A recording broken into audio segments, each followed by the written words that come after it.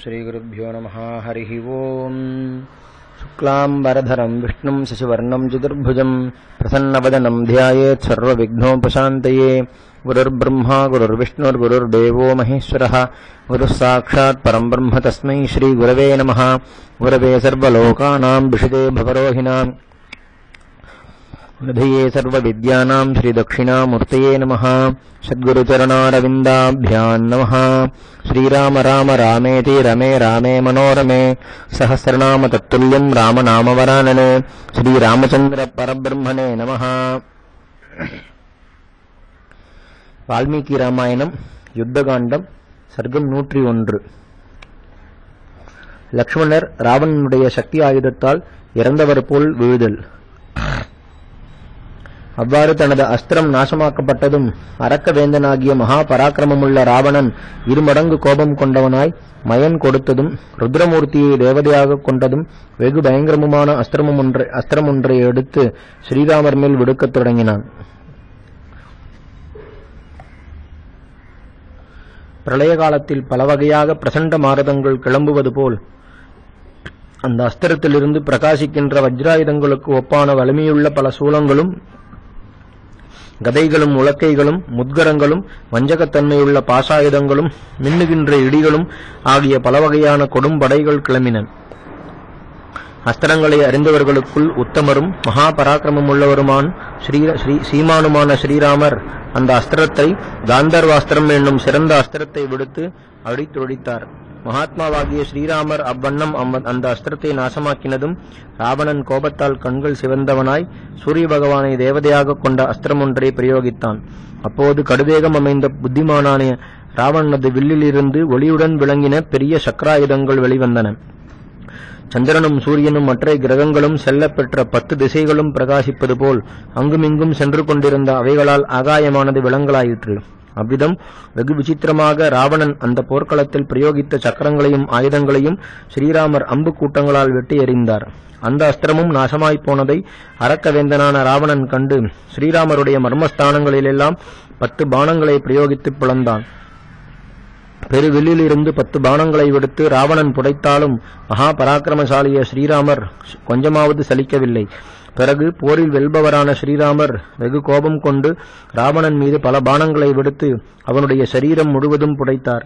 இச்சமயத்தில் பகைவரை வெல்லும் தன்மையுள்ள வெகு பலசாலியான ஸ்ரீராமருடைய தம்பியாகிய லக்ஷ்மணர் வெகு கோபம் கொண்டு 7 பானங்களை எடுத்து வெகு வேகமாக செல்லும் அந்த பானங்களை கொண்டு மானுட தலை உருவம் எழுதிய ராவணனுடைய தேர்கொடியை பல துண்டமாக அறுத்தெறிந்தார். அன்றியும் சீமானான லக்ஷ்மணர் ஒரு பானத்தை விடுத்து அழகான குண்டலங்கள் அணிந்திருந்த அரக்க மன்னனது தேர்ப்பாகுடைய தலையை நறுக்கி தள்ளினார். மேலும் 5 கூரான பானங்களை விடுத்து யானையின் துதிக்கை போல் விளங்கின ராவணனுடைய வில்லையும் வெட்டி எறிந்தார். நீலமேகங்கள் போல் கருத்து மலைகள் போல் வெகு உன்னதமாக விளங்கின அந்த ராவணனுடைய சிறந்த குதிரைகளை விபீஷணர் தான் தாவி பாய்ந்து கதாயுதத்தால் அடித்துக் கொன்றார். விரைந்து தொழில் செய்ய வல்ல ராவணன் புறவிகள் மாண்ட ரதத்திலிருந்து வெகு வேகமாக கீழிறங்கி தன் தம்பியின் மேல் கோபம் கொண்டான். பிறகு வெகு வல்லமை தங்கிய பராக்கிரமமுள்ள ராட்சசராஜனான ராவணன் மின்னலோடு கூடின இடிபோல் விளங்கின சக்தி என்னும் ஆயுதத்தை விபீஷணர் மேல் வீசினான். அந்த சக்தி விபீஷணரை அணுகுவதற்கு முன்பாகவே லக்ஷ்மணர் அதை 3 பானங்களை விடுத்து நறுக்கி எறிந்தார். அப்போது அந்த போர்க்களத்தில் வானரர்கள் எல்லோரும் மிகவும் அட்டகாசம் பண்ணினார்கள். அவ்வாறு பொன்மாலை சூட்டப்பெற்ற அந்த சக்தி 3 துண்டுகளாக நறுக்கப்பட்டு நெருப்பு பொறிகளை கக்கிக் கொண்டு ஆகாயத்திலிருந்து விழுகிற எரிகொள்ளி போல் பூமியில் விழுந்தது. அதன் பிறகு ராவணன் சந்தனம் முதலின பல உபசாரங்களால் நன்றாய் பூஜிக்கப்பட்டதாய் எமனாலும் அணுக முடியாததாய் தனது ஒளியால் மிகுதியாக மின்னிக் கொண்டிருந்ததான பெரியதொரு சக்தி என்னும் ஆயுதத்தை கையில் பிடித்தான்.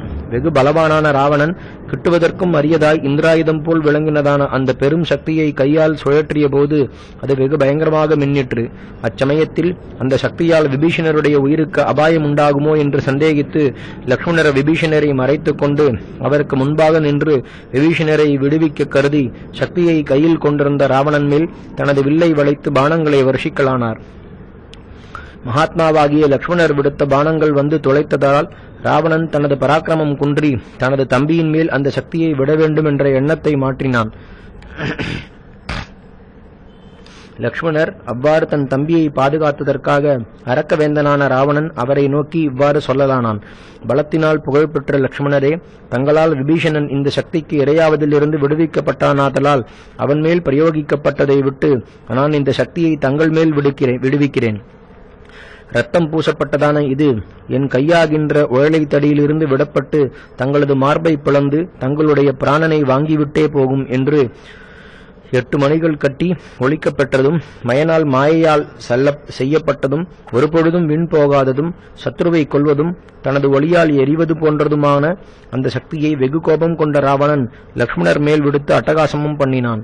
அப்போர்க்களத்தில் அந்த சக்தி லக்ஷ்மணரை நோக்கி வந்தபோது ஸ்ரீராமர் அதை உத்தேசித்து, லக்ஷ்மணனுக்கு க்ஷேமம் உண்டாகுக, உனது கொள்ளுதலில் உள்ள முயற்சி ஒழிந்து பயனற்றதாக ஒழிக என்று கூறினார். அந்த யுத்தத்தில் கோபித்துக் கொண்ட ராவணனால் விடப்பட்ட சர்ப்பத்திற்கு ஒப்பான அந்த சக்தியானது பயமற்றவராயிருந்த லக்ஷ்மணரது மார்பில் விரைவாக மூழ்கிற்று. பேரொளியும் பெருவேகமும் உள்ள அந்த சக்தியானது நாகராஜனுடைய நாக்கு போல் மின்னிக்கொண்டு லக்ஷ்மணரது விசாலமான மார்பில் மூழ்கிற்று. பிறகு ராவணன் எய்த வேகத்தால் நன்றாக பாய்ந்த அந்த சக்தியால் லக்ஷ்மணர் மார்பு பிளப்புண்டு பூமியில் விழுந்தார். அவ்விதமான அவஸ்தையை அடைந்த லக்ஷ்மணரை அவருக்கு சமீபத்தில் இருந்த ஸ்ரீராமர் பார்த்து, வெகு தைரியசாலியாக இருந்தும் தம்பியின் மேல் வைத்திருந்த அன்பினால் மிகவும் வருத்தமடைந்தார். அந்த துக்கத்தால் கண்ணீர் வடிக்கின்ற கண்களோடு அந்த மகாத்மா கொஞ்ச நேரம் ஆலோசித்து உடனே வெகு கோபம் கொண்டவராய் பிரளய கால தீ போல் கொதிக்கலானார். இதுவென்று துக்கப்பட வேண்டிய சமயம் என்று நினைத்து ஸ்ரீராமர் ராவணனை வதைக்க கருதியவராய் பெருமுயற்சியோடு லக்ஷ்மணரை தமது கண்களால் பார்த்து கொண்டே வெகு பயங்கரமான யுத்தத்தில் இறங்கினார். ஸ்ரீராமர் அந்த பெரும் போரில் சக்தியால் அடிபட்டு உடம்பு முழுவதும் ரத்தம் பெருக விழுந்து கிடந்த லக்ஷ்மணரை பாம்புடன் கூடின ஒரு பெரிய மலை போல் பார்த்தார். வெகு பலசாலியான ராவணன் விடுத்த அந்த சக்தியை வானர வீரர்கள் யாவரும் பிடுங்கி எடுக்க எவ்வளவோ முயன்று பார்த்தும் முடியாதவர்களானார்கள். மேலும் அந்த வானரர்கள் யாவரும் மிகுதியாக கைவேகமுள்ள ராவணனது சரமாரியால் பீடிக்கப்பட்டும் இருந்தார்கள். அன்றியும் அந்த சக்தி லக்ஷ்மணரை பிளந்து பூமியிலும் புகுந்திருந்தது. பலவானான ஸ்ரீராமர் அப்போது அந்த போரில் கோரமான அந்த சக்தியை கடிகளால் தொட்டு பிடுங்கி வெகு கோபத்தோடு முறித்தெறிந்தார். அவ்விதமாக அந்த ராமர் அந்த சக்தியை பிடுங்கின போது வெகு பலசாலியான ராவணன் ஸ்ரீராமருடைய மால்பை பிளக்கும்படியான பல பானங்களை விடுத்துக் கொண்டே இருந்தான். அந்த பானங்களை ஒரு பொருட்டாக எண்ணாமல் ஸ்ரீராமர் லக்ஷ்மணரை வெகு அன்போடு தழுவிக்கொண்டு ஹனுமான், சுக்ரீவன் இந்த இருவரையும் பார்த்து, வானரோத்தமர்களே, நீங்கள் லக்ஷ்மணரை சூழ்ந்து கொண்டு இவ்விடமிருங்கள். நான் வெகு நாளாக எதிர்பார்த்திருந்ததாகிய என் வல்லமையை வெளிக்காட்டும் சமயம் இப்பொழுதுதான் இருந்திருக்கிறது. எப்போதும் பாவச் செயல்களையே புரியும் இந்த பாவியை வதைக்க வேண்டும்.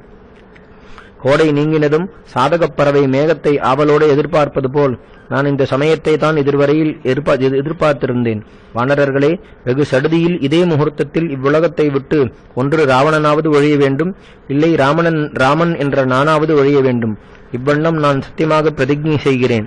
நாட்டை இழத்தல், வனவாசத்தில் வாசம் பண்ணுதல், தண்டகையில் சஞ்சரித்தல், சீதையை தேடுதல், அரக்கர்களோடு போர் விளைத்தல் என்ற பெரும் துயரத்தையும் நரகத்திற்கு ஒப்பான மனச்செல்லையையும் எல்லாவற்றையும் நான் இந்த ராவணனை வதைப்பதனால் போக்கிக் கொள்கிறேன்.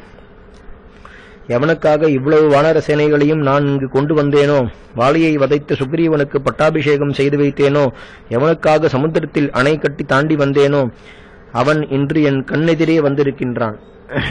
பார்த்த மாத்திரத்தில் பிராணனை வாங்கிவிடும் சர்ப்பத்தின் பார்வையில் அகப்பட்ட பிறகு எவ்வாறு ஒருவன் பிழைக்க மாட்டானோ, அதுபோலவே இன்று பாவியான இந்த ராவணன் என் பார்வையில் அகப்பட்ட பிறகு ஒருபொழுதும் உயிர் தப்ப மாட்டான்.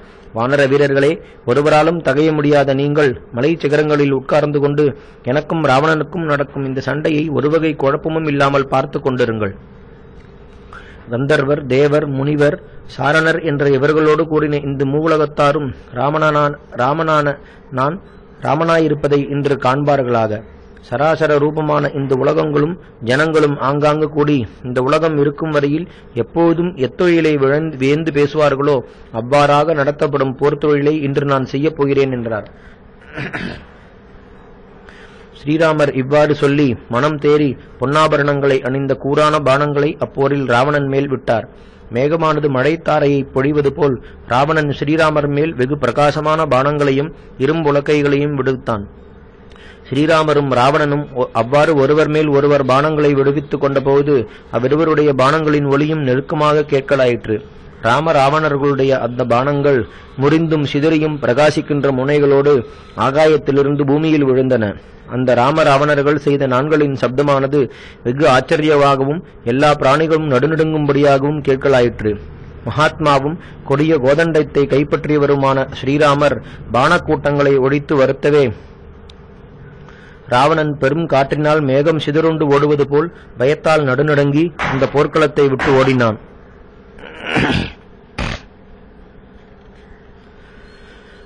வால்மீகி ராமாயணம் யுத்தகாண்டம் சர்க்கம் 102.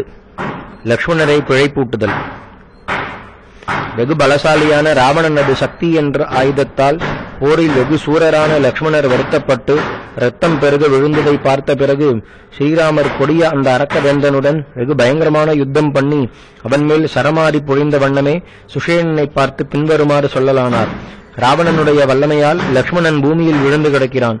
எனது துக்கத்தை போக பண்ணிக்கொண்டு இந்த வீரன் சர்ப்பம் போல் புரள்கிறான். எனது உயிரை விட எனக்கு சிறந்த இந்த வீரன் தனது உடம்பு முழுமையும் இரத்தத்தால் நனைந்திருப்பதை பார்த்த பிறகு மனம் குழம்பிவிட்ட எனக்கு இனிமேல் யுத்தம் செய்ய என்ன வல்லமை இருக்கின்றது? போரில் வல்லவனாய் என் தம்பியாய் உத்தம லட்சணங்கள் பொருந்தினவனாயிருக்கும் லக்ஷ்மணன் தனது பிராணனை இழந்தான் என்றால் அதன் பிறகு என் உயிராலும் மற்ற சுகங்களாலும் எனக்கு என்ன பிரயோஜனம்? அந்த கொடிய ராவணன் எனது தம்பியை வதைத்ததை பார்த்த பிறகு எனது வல்லமையே எனக்கு வெட்கத்தை உண்டாக்குகிறது. அந்த கொடிய ராவணன் எனது தம்பியை வதைத்ததை பார்த்த பிறகு எனது வல்லமையே எனக்கு வெட்கத்தை உண்டாக்குகிறது. எனது கையிலிருந்து வில்லே நழுவுகிறது. எனது அம்புகள் தவறி விழுகின்றன. எனது கண்களில் கண்ணீர் ததும்புகிறது. கனவில் நடப்பவனுடைய அவயவங்கள் போல எனது தேகமும் சோர்வடைகிறது. கொடிய கவலை எனக்கு அதிகமாகிவிட்டது.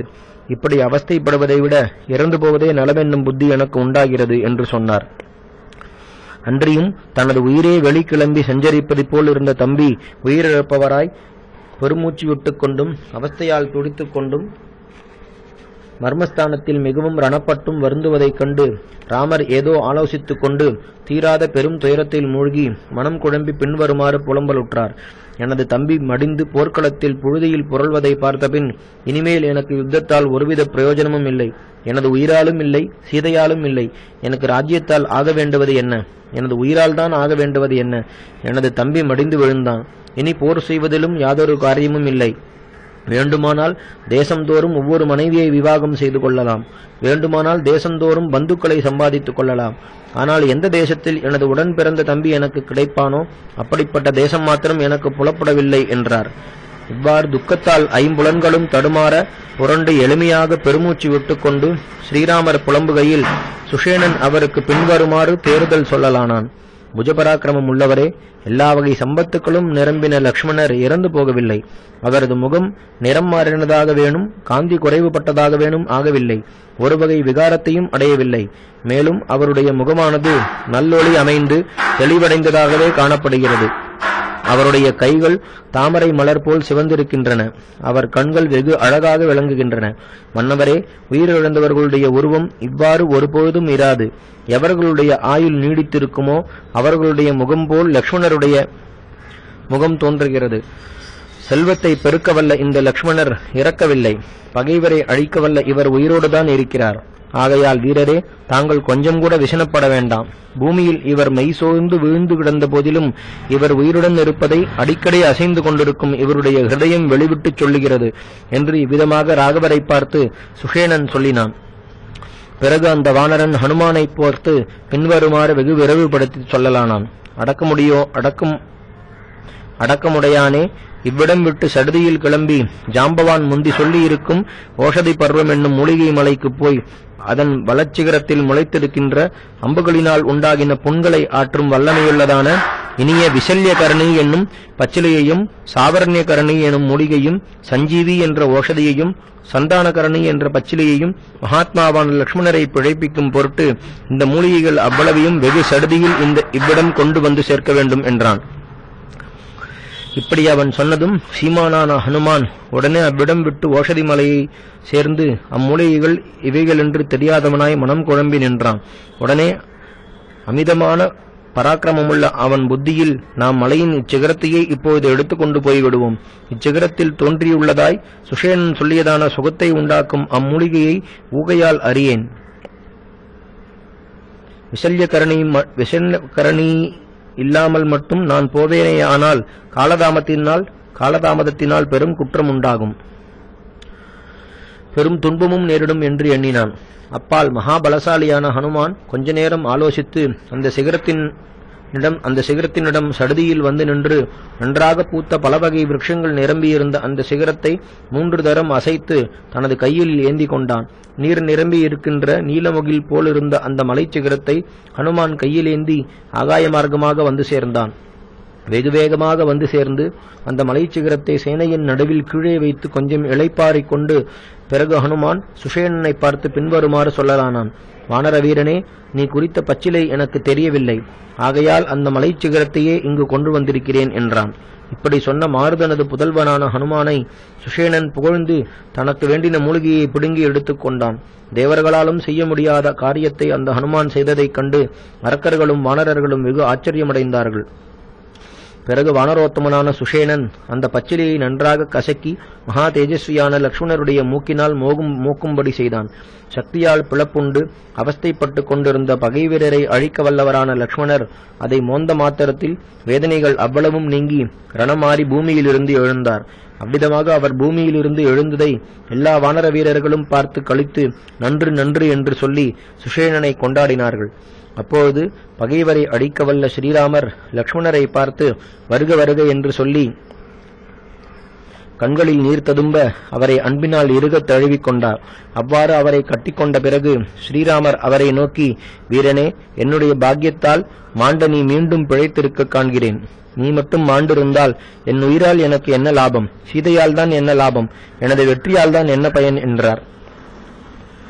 இவ்வாறு மகாத்மாவாகிய ஸ்ரீராமர் சொன்னபோது வீரத்தன்மையை விட்டு நழுவி கோழை மனத்தோடு ராமர் பேசியதற்காக லக்ஷ்மணர் வெகு விசனமடைந்தவராய் மறுமொழி சொல்லலானார். உண்மையையும் வல்லமையையும் உடையவரே, அவ்வாறு தாங்கள் வாக்கு கொடுத்து பலமில்லாத அற்பன் பேசுவது போல் இப்பொழுது தாங்கள் பேசுவது நியாயமா? மாசற்ற வீரரே, சாதுக்கள் வீணாக வாக்குத்தத்தம் செய்ய மாட்டார்கள். பிரதிஜையை நிறைவேற்றுவதற்காக வல்லவோ பெருந்தன்மைக்கு உரிய அடையாளம். குற்றமற்றவரே, எனக்காக தாங்கள் எல்லாவற்றிலும் ஆசையை ஒழித்து விடுவது நீதியல்ல. இன்றைக்கு தாங்கள் ராவணனை வதைத்து செய்த பிரதிஜையை நிறைவேற்றுங்கள். கொடிய கோரப்பற்களுடன் கர்ஜிக்கும் சிங்கத்தின் முன் நின்ற யானை எவ்வண்ணம் உயிருடன் ஒரு நாளும் திரும்ப மாட்டாதோ அதுபோலவே தங்களது பானங்களின் முன்பாக வந்து நிற்கின்ற சத்ரு ஒருபொழுதும் உயிரோடு திரும்பவே மாட்டான். இந்த சூரிய பகவான் தனது கடமையை முடித்து ஹஸ்தமலையை அடையும் முன்பாகவே இந்த கொடிய பாவியை தாங்கள் வதைக்க வேண்டுமென்று விரும்புகிறேன். வீரரே, போரில் ராவணனை வதைக்க வேண்டுமென்ற எண்ணம் தங்களுக்கு இருக்கும் பட்சத்தில், தாங்கள் செய்த பிரதிஜையை நிறைவேற்ற தங்களுக்கு இஷ்டமிருக்கும் பட்சத்தில், சீதையின் மேல் அன்பென்பது தங்களுக்கு இருக்கும் பட்சத்தில் நான் சொன்னபடி விரைவில் செய்து முடியுங்கள் என்றார். வால்மீகி ராமாயணம் யுத்தகாண்டம் சர்க்கம் 103. ஸ்ரீராமர் இந்திரனுடைய ரதத்தில் ஏறிக்கொண்டு ராவணனோடு போர் புரிதல். பகைவர்களின் செருக்கை அடக்கும் வீரரான ஸ்ரீராமர் லக்ஷ்மணருடைய சொல்லை கேட்டு வில்லை வளைத்து நாணேற்றி பயங்கரமான அம்புகளை தொடுத்து சேனாமுகத்தில் ராவணர் மேல் விடுத்தார். அரக்கவேந்தனான ராவணனும் மற்றொரு ரதத்தில் ஏறி ஆகாயத்தில் சூரியனை நோக்கி ராகு ஓடி வருவது போல் ராமரை நோக்கி விரைவாக வரலானான். ராவணன் ரதத்தில் இருந்தபடியே மழையை மேகம் வர்ஷிப்பது போல் ஸ்ரீராமர் மேல் வஜ்ராயுதத்திற்கு ஒப்பான பயங்கரமான பானங்களை பொழியலானான். பொன்னாபரணங்களை அணிந்து கொழுந்து விட்டெறியும் தீப்போல் மின்னிய பானங்களால் ஸ்ரீராமர் போரில் வெகு உறுதியாக நின்ற ராவணனை நன்றாக பிளந்தார். பூமியில் நின்று கொண்டிருக்கும் ஸ்ரீராமருக்கும் ரதத்தில் இருந்து கொண்டு போர் புரிகின்ற ராவணனுக்கும் இப்பொழுது நேர்ந்துள்ள போர் சரியானதென்று தேவ கந்தர்வ கிண்ணறர்கள் சொல்லலானார்கள். அப்போது தேவேந்திரன் தனது சாரதியான மாதலியை பார்த்து கட்டளையிடவே தங்கத்தினால் அழகாக செய்யப்பட்டதும் 100 சிறு மணிகளால் அலங்கரிக்கப்பட்டதும் இளம் சூரியனுக்கு ஒப்பானதும் வைடூரிய ரத்னங்கள் இழைக்கப்பட்ட பாருள்ளதும் பொன்னாபரணங்களால் அலங்கரிக்கப்பட்டு சூரியனுக்கு ஒப்பாகி வெண்சாமரங்களோடு கூடின பச்சை நிறமுள்ள நறுகுதிரைகள் பூட்டப்பட்டதும் பொன் மூங்கிலின் மேல் பறக்கின்ற கொடிச்சீலையை உடையதும் செல்வச் சிறப்பை தெரிவிக்கின்றதுமான தேவேந்திரனது ரதத்திலே ஏறி வந்து அந்த மாதலி ஆகாயத்திலிருந்து இறங்கி ஸ்ரீராமர் முன்பாக அதை நிறுத்தி அஞ்சலி பண்ணிக்கொண்டு தனது கையில் சாட்டையை பிடித்த வண்ணமே ராமரை பார்த்து, காகுத்ஸ்தரே, இப்போது தாங்கள் வெற்றியடையும் பொருட்டு தேவேந்திரர் இந்த ரதத்தை தங்களுக்கு அனுப்பியிருக்கிறார். சீமானே, பெருவழி படைத்தவரே, சத்துருக்களின் செருக்கை போக்க வந்தவரே, இந்திர பகவான் தன்னுடைய இந்த பெருவில்லையும் அக்னிக்கு ஒப்பான இந்த கவசத்தையும் சூரியனுக்கு ஒப்பான இந்த அம்புகளையும் வெகு கூரான முனையோடு பிரகாசிக்கும் இந்த சக்தியையும் தங்களுக்காக அனுப்பியிருக்கிறார். வீரரே, இந்த ரதத்தின் மேலேறி நான் சாரத்தியம் பண்ண தேவேந்திரர் தானவர்களை அடித்தது போல் தாங்கள் அரக்க மன்னவனான ராவணனை வதையுங்கள் என்று கூறினான். இப்படி மாதலி சொன்னதும் ஸ்ரீராமர் அந்த ரதத்தை வலம் வந்து நமஸ்காரம் செய்து உலகத்தை தமது காந்தியால் விளக்கிக் கொண்டு அந்த ரதத்தில் ஏறினார். அப்போது மகாவீரரான ராமருக்கும் அரக்கனான ராவணனுக்கும் பார்த்தவர்கள் மயிர்கூச்செறியும்படி அற்புதமாக நெருக்கமான பெரும்போர் தொடங்கிற்று.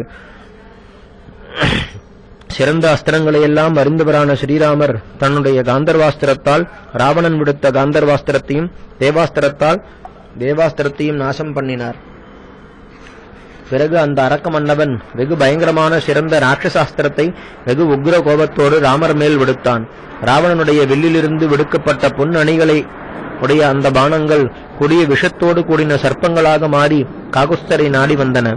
அவைகள் தங்கள் முகங்கள் நெருப்பு போல் எரிய வாயால் நெருப்பு பொறியை கக்கிக்கொண்டு பயமுண்டாகுமாறு தங்கள் வாயை விரித்துக் கொண்டும் ஸ்ரீராமரையே குறியாக கொண்டும் வந்தன.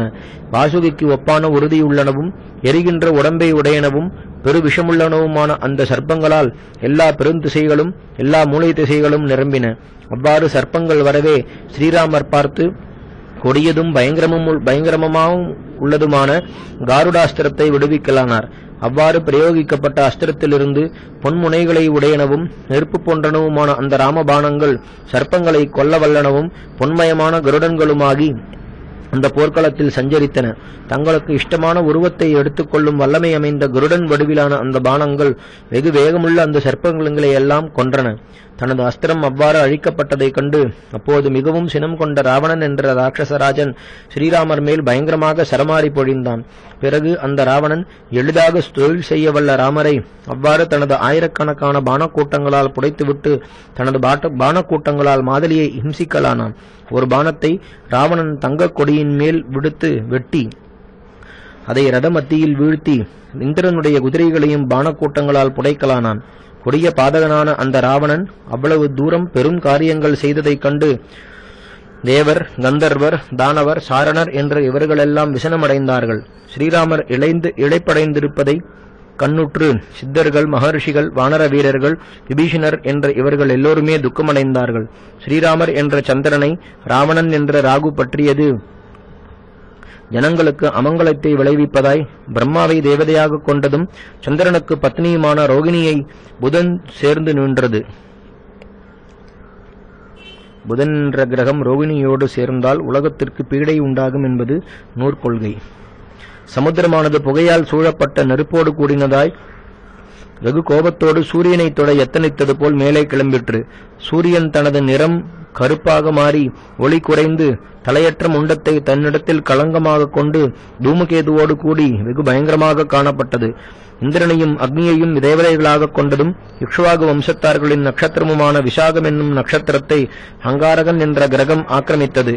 அப்போது 10 தலைகளோடு 20 கைகளுடனும் கூடின ராவணன் வில் பிடித்து மைனாகம் என்ற மலை போல் விளங்கினான்.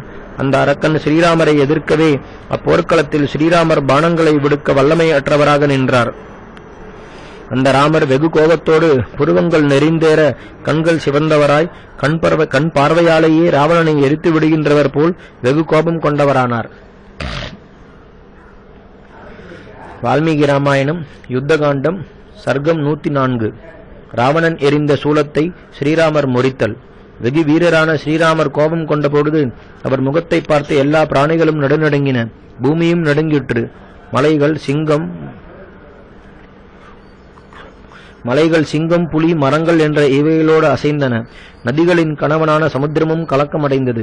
பறவைகளும் வெகு கொடிய குரலுடன் உற்பாதத்தை தெரிவிப்பனவாய் கூச்சலிட்டுக் கொண்டு ஆகாயத்தில் 4 புறங்களிலும் நெருக்கமாக பறந்தன. ஸ்ரீராமர் வெகு கோபம் கொண்டதையும் அவ்விதமாக கொடிய உற்பாதங்கள் உண்டானதையும் கண்டு எல்லா பிராணிகளும் நடுநடுங்கின. ராவணனுடைய உள்ளத்திலும் பயம் தோன்றிற்று. ஆகாயத்தில் தங்கள் விமானங்களில் சஞ்சரிக்கின்ற தேவர்களும் கந்தர்வர்களும் மகோரகர்களும் ரிஷிகளும் தானவர்களும் தைத்தியர்களும் ஆகாயத்தில் சஞ்சரிக்கும் கருடர்களும் பலவகை ஆயுதங்களால் ராவணர்கள் போர் செய்யும் போது இந்த உலகத்தையே முடிக்க வந்த அந்த பெரும்போரை பார்க்கலானார்கள். அப்பெரும்போரை பார்க்க வந்த தேவர்களும் அசுரர்களும் தங்கள் தங்கள் கட்சியில் வெகு அபிமானம் கொண்டவர்களாய் சந்தோஷத்தோடும் உற்சாகத்தோடும் கூறலானார்கள். அங்கு வந்த அசுரர்கள் ராவணனை பார்த்து வெற்றி பெறுக என்று சொல்லினார்கள். பிறகு தேவர்கள் ஸ்ரீராமரை பார்த்து தாங்கள் வெற்றி பெறுங்கள் என்று பலமுறை சொல்லலானார்கள். இத்தருணத்தில் துஷ்டாத்மாவான ராவணன் தான் ஸ்ரீராமர் மேல் கொண்ட கோபத்தால் அவரை வதைக்கும் பொருட்டு வஜ்ராயுதத்துக்கு ஒப்பானதும் பெரும் சப்தத்தோடு கூடினதும் எல்லா சத்துருக்களையும் நாசம் பண்ணத்தக்கதும் மலை சிகரங்களுக்கு ஒப்பாய் கூரான முனைகள் அமைந்ததும் பார்ப்பதற்கே பயங்கரமானதும் புகையோடு கூடின நெருப்பு போன்ற கூர்முனை அமைந்ததும் பிரளய காலாக்னிக்கு ஒப்பானதும் ருத்ர சூலத்துடன் கூடினதும் ஒருவராலும் அணுக முடியாததும் யமனாலும் நெருங்கக்கூடாததும் எல்லா பிராணிகளின் மனதிலும் அச்சம் உண்டாக்குவதும் பகைவரை அறுக்கவும் இரண்டாக பிளக்கவல்லதும் கோபத்தால் சீறிக்கொண்டிருப்பது போன்றதுமான சூலாயுதத்தை கைப்பற்றினான். வீரனான ராவணன் வெகு கோபத்தோடு அந்த சூலாயுதத்தை போரில் சூரர்களான பல அரக்கர்கள் தன்னை சூழ்ந்து நிற்க நடுவில் பற்றினான். பேருடல் படைத்த அவன் கோபத்தால் கண்கள் சிவக்க தன்னுடைய சேனையை சந்தோஷமடைவித்து அதை எடுத்துக்கொண்டு வெகு பயங்கரமாக கர்ஜித்தான். அந்த ராவணன் செய்த அந்த கடும் சப்தத்தால் பூமி, ஆகாயம், முக்கியமான திசைகள், மூளை திசைகள் என்னும் இவைகளெல்லாம் நடுநடுங்கின. அந்த துராத்மா செய்த பெரும் சப்தத்தால் எல்லா பிராணிகளும் நடுநடுங்கின. சமுத்திரமும் குழப்பமடைந்தது. ராவணன் அவ்வாறு பெரும் சூலத்தை கைப்பற்றி பெரும் குரலோடு கர்ஜித்து ஸ்ரீராமரை நோக்கி பின்வருமாறு வெகு கொடுமையாக சொல்லலானான். ராமரே, வஜ்ராயுதத்திற்கு ஒப்பான இந்த சூலத்தை நான் வெகு கோபத்தோடு எடுத்து விட்டேன். உனது தம்பியினது உதவி இருந்த போதிலும் உனது உயிரை இது வாங்கியே தீரும். போரில் பேர் பெற்ற மகாவீரரே, இப்போர்க்களத்தில் சூரர்களான பல அரக்கர்களை தாங்கள் கொன்ற படியை நான் இன்றைக்கு தங்களை கொன்று தீர்த்துக் கொள்கிறேன். ஓடாமல் மட்டும் நில்லுங்கள். இன்று இந்த சூலத்தால் ராகவரே உம்மை நான் வதைக்கிறேன் என்று சொல்லி அந்த அரக்க மன்னவன் அந்த சூலத்தை ஸ்ரீராமர் மேல் வீசி எறிந்தான். அவ்வாறு ராவணனால் விடுக்கப்பட்ட அந்த சூலம் மின்னல் போல் பிரகாசித்துக் கொண்டு 8 மணிகள் கட்டப்பட்டதாய் பேரொளி செய்த வண்ணம் ஆகாயத்தில் விளங்கிக் கொண்டு வரலாயிற்று. அவ்வண்ணம் பயங்கரமாக பிரகாசித்துக் கொண்டு அந்த சூலம் வருவதை வீரரான ஸ்ரீராமர் பார்த்து தமது கோதண்டத்தை வளைத்து பானங்களை விடுத்தார். கொழுந்து விட்டெறியும் பிரளய கால தீயை தேவேந்திரன் நீரை விட்டு அவிப்பது போல் ஸ்ரீராமர் அந்த சூலத்தை பானக்கூட்டங்களால் அடக்க பார்த்தார். ஆனால் தீயானது விட்டில் பூச்சிகளை கொளுத்துவது போல் ராவணனுடைய அந்த பெரும் சூலமானது ஸ்ரீராமர் விடுத்த அவ்வளவு பானங்களையும் நீராக்கிற்று. அவ்விதமாக தனது பானங்களெல்லாம் அந்த சூலத்தின் மேல் பட்ட மாத்திரத்தில் சாம்பலாகி போய் ஆகாயத்திலேயே தூளியாக மறைந்ததை பார்த்து ரகுகுலத்தில் பிறந்த ஸ்ரீராமர் வெகு கோபமடைந்து மாதலி தம்மிடம் கொண்டு வந்து கொடுத்த இந்திர பகவானுடைய சக்தி என்னும் ஆயுதத்தை எடுத்தார். பலவானான ஸ்ரீராமர் அந்த சக்தியை தனது கைகளில் பிடித்து சுற்ற அது மணிகளால் ஒலித்துக் கொண்டு பிரளய காலத்திலே ஒளியோடு விளங்கும் கொல்லிக்கட்டை போல் ஆகாயத்தை விளக்கிற்று. ராமர் அந்த அரக்க மன்னவனுடைய அந்த சூலத்தை குறிவைத்து வீசி எறிய உடனே அந்த பெரும் சூலம் ஸ்ரீராமர் பிரயோகித்த சக்தியால் முறிந்து ஒளியற்று கீழே விழுந்தது. அதன் பிறகு ஸ்ரீராமர் கூரானவையும் வஜ்ராயுதத்திற்கு ஒப்பானவையும் வெகு வேகமானவையும் வெகு கொடியவையுமான பல பானங்களை விடுத்து அரக்கவேந்தனுடைய வெகு வேகமாக செல்லவல்ல குதிரைகளை கொன்றார். அன்றியும் ஸ்ரீராமர் மிகவும் முயற்சி எடுத்துக்கொண்டு கூரான பானங்களை விடுத்து ராவனுடைய மார்பை பிளந்து அவன் நெற்றியிலும் 3 பானங்களை விடுத்தார். அந்த ராவணன் தனது உடம்பு முற்றிலும் அம்புகள் பொத்தினவனாய் உடம்பெங்கும் ரத்தம் பெருக நின்று அந்த போர்க்களத்தில் அடிமுதல் நுனி வரையில் பூத்த அசோக மரம் போல் காணலானான். அரக்க மன்னவன் அப்பொழுது தன் மேனி முழுவதிலும் அவ்வண்ணம் ஸ்ரீராமருடைய பானங்களால் பொத்துண்டு ரணங்களிலிருந்து பெருகுகின்ற இரத்தத்தால் பூசப்பட்டவனாய் அந்த போர்க்களத்தில் வெகு துக்கமடைந்து மிகவும் கோபமடைந்தவனானான். வால்மீகி ராமாயணம் யுத்தகாண்டம் சர்க்கம் 105. ராவணன் போரில் களைப்படைய சாரதி தேரை அப்பால் செலுத்துதல். அவ்வளவு கோபத்தோடு ஸ்ரீராமர் ராவணனை இம்சித்த பொழுது போரில் வெகு புகழ் பெற்றிருந்த ராவணன் பெரும் சினமடைந்தான். வீரனான அவன் கோபத்தால் கண்கள் சிவந்து அந்த பெரும் போரில் வில்லை வளைத்து அம்புகளை எய்து ஸ்ரீராமரை பீடிக்கலானான். ஆகாயத்திலிருந்து மேகமானது மழையை பொழிந்து தடாகத்தை நிரப்புவது போல் ராவணன் சரமாரியால் ராமரை நிரப்பினான். அந்த போர்க்களத்தில் அவ்வண்ணம் ராவணனுடைய பெரிய வில்லிலிருந்து விடுக்கப்பட்ட பானங்களால் நன்றாக மூடப்பட்டார் என்றாலும் பெருமலை போல் ஒரு நாளும் அசைக்க முடியாத ஸ்ரீராமர் ஸ்ரீராமர் கொஞ்சமேனும் அஞ்சவில்லை. மகாவீரரான அவர் தனது பாணங்களால் அவன் நெய்த அவ்வளவு பாணங்களையும் தடுத்து அவனை வதைக்கும் பொருட்டு சூரியனுடைய கிரணங்களுக்கு ஒப்பான சிறந்த பாணங்களை கைப்பற்றினார். அப்பொழுது அதிக வேகமுள்ள அவ்வரக்கன் வெகு கோபத்தோடு மகாத்மாவான ஸ்ரீராமருடைய மார்பை நோக்கி 1000 பாணங்களை விடுத்தான். அவைகளால் இரத்தமோடும் சரீரத்தோடு காணப்பட்ட அந்த ராமர் காற்றில் நன்றாய் பூத்து நிற்கும் முள்முருங்கை மரம் போல் புலப்பட்டார். மகா பராக்கிரமசாலியான ஸ்ரீராமர் அவ்வாறு தான் அடியுண்டதனால் மிக கோபமடைந்து பிரளய காலத்தில் உண்டாகும் சூரியனுக்கு ஒப்பான பாணங்களை கைப்பற்றினார். அவ்வண்ணம் ஒருவரோடு ஒருவர் வெகு மும்முரமாக போர் புரிய ஆரம்பித்த ராமர் ராவணன் என்ற அந்த இருவரும் பாணங்கள் என்ற பேருருளினால் மூடப்பட்டவர்களாய் ஒருவரை ஒருவர் காண மாட்டாதவராயினர். அதன் பிறகு வெகு கோபம் கொண்ட சக்கரவர்த்தி திருமகனாரான ஸ்ரீராமர் புன்னகை செய்து ராவணனை பார்த்து வெகு கடோரமாக பின்வருமாறு சொல்லலானார்.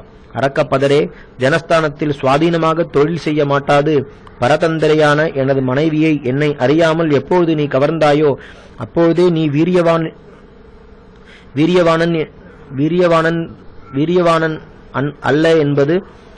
வீரியவான் அல்ல என்பது ஏற்பட்டுவிட்டது. என்னை இன்றி பெருங்காட்டில் தனிமையில் வெகு பரிதாபமான நிலையுடன் ஜானகி இருக்கையில் அவளை பலாத்காரமாய் கவர்ந்து சென்றுவிட்டு நீ உன்னை சூரன் என்று எண்ணுகிறாய். பிறர் மனைவியை விரும்புபவனே, எஜமானன் இல்லாமல் இருக்கின்ற மடந்தைகளிடம் சூரத்தன்மையை காட்டுகின்றவனே, இவ்வாறு இடிதொழில்களை புரிந்துவிட்டு உன்னை சூரன் என்று எண்ணுகிறாயே, மரியாதை கெட்டவனே, வெட்கமற்றவனே, நன்னடக்கை அற்றவனே, செருக்கால் மரணத்தை நீ விலைக்கு வாங்கிவிட்டு உன்னை ஒரு சூரன் என்று வீணாக உன் மனதில் கருதுகிறாய். சூரனும் குபேரனது தம்பியும் பெரும் சேனை தலைவனுமாகிய நீ எல்லோராலும் புகழத்தக்க பெருங்காரியமொன்றை செய்து முடித்தாய் என்று வீழ்ச்சியால் கூறினார். எல்லோராலும் நிந்திக்கக்கூடிய தீய காரியத்தை செருக்கால் செய்ததன் பெரும் பயனை நீ இப்பொழுது அனுபவிப்பாயாக. கடுமதி உடையவனே, உன்னை பற்றி நான் சூரன் என்று நீ நினைக்கின்றாய். திருடன் போல் சீதையை கவர்ந்த உனக்கு சிறிதும் வெட்கமே இல்லையா? என் முன்பாக பலத்தால் நீ சீதையை எடுத்திருப்பாயானால் அப்போதே நீ எனது பாணங்களால் கொல்லப்பட்டு உனது சகோதரனான கரனை பார்த்திருப்பாய். துராத்மாவே, நீ தெய்வாதீனமாக இப்பொழுதாவது எனது கண்முன்பாக வந்தாயே. கூரான பாணங்களால் உன்னை இன்றைக்கே யமனுடைய மாளிகைக்கு அனுப்புகிறேன். குண்டலமணிந்த உன் தலை இன்று என் பாணங்களால் வெட்டுண்டு இந்த போர்க்களத்தில் புழுதியில் புரளுகையில் நாய், நரி முதலின மாம்சத்தை தின்னும் விலங்குகள் பிடுங்கட்டும். ராவணா, கழுகுகள் பூமியில் விழுந்த உனது மார்பில் தங்கி அம்பினால் அடிபட்ட வாயிலிருந்து பெருகும் குருதியை வெகு தாகத்தோடு பானம் பண்ணட்டும். நீ என் பாணங்களால் பிளக்கப்பட்டு உயிரிழந்து பூமியில் விழுந்ததும் கருடன் பாம்புகளை இழுப்பது போல் உனது தேகத்தின் நரம்புகளை பறவைகள் இழுக்கும் என்றார். தனது சத்துருக்களின் செருக்கை அடக்கும் வீரரான ஸ்ரீராமர் இவ்வாறு சொல்லி தனக்கு சமீபத்தில் இருந்த ராவணன் மேல் பாணங்களை தூவினார். சத்ருவின் நாசத்தை மனதால் கருதின ஸ்ரீராமருக்கு வீரியமும் பலமும் உற்சாகமும் அஸ்திரபலமும் அப்பொழுது முன்னிலும் இருமடங்கு தோன்றின. தம்மை அறிந்த அந்த மகானுக்கு அஸ்திரங்கள் எல்லாமும் தமக்கு தாமாகவே தோன்றின. மகா பராக்கிரமசாலியான அந்த ராமர் உற்சாகத்தால் கைத்தொழில் மிக்க விரைவையும் அடைந்தார். அரக்கர்களை ஒழிக்க திரு அவதாரம் செய்த அந்த ராமர் தம்மிடம் அவ்விதமாக தோன்றின நற்குறிகளை அறிந்து ராவணனை மீண்டும் ஹிம்சிக்கலானார். வானர வீரர்கள் ஒரு பக்கம் தன்னை பாறைகளால் புடைக்க, ஸ்ரீராமர் ஒரு பக்கம் தன் மீது சரமாரி பொழிய ராவணன் மனம் குழம்பி ஒன்றும் தோன்றாது திகைத்து நின்றான்.